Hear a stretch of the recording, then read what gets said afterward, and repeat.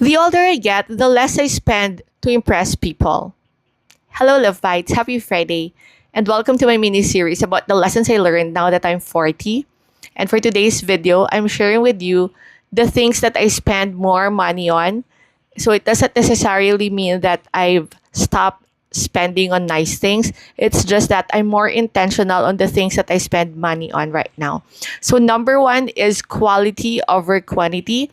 I buy fewer things now, but I want them to last. So it doesn't mean necessarily minsan na mas mura sila. Most of the time, mas mahal sila.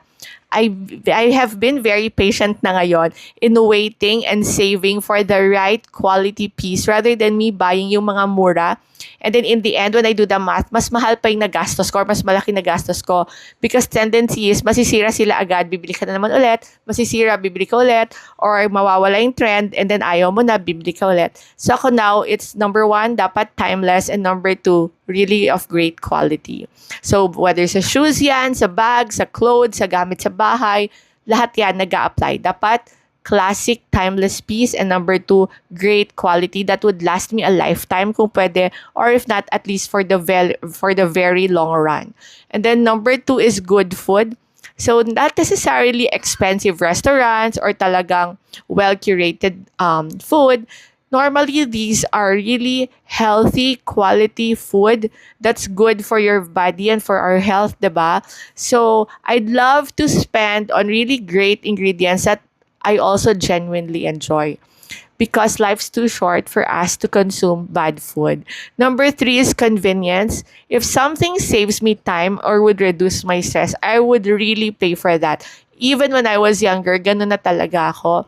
And given the dynamics that I have with my kids now, it's very important that I'm very wise with how I ask help and pay for help. Because if I try to do everything, bukod sa magiging super exhausted ako and mababurnout ako, baka yung time na nilalaan ko in doing certain things would actually cost me more rather than me paying someone and then magtrabaho na lang ako and I earn more by the hour. So with this, I'm really very wise dito. Even when I was younger, I really don't mind paying for convenience.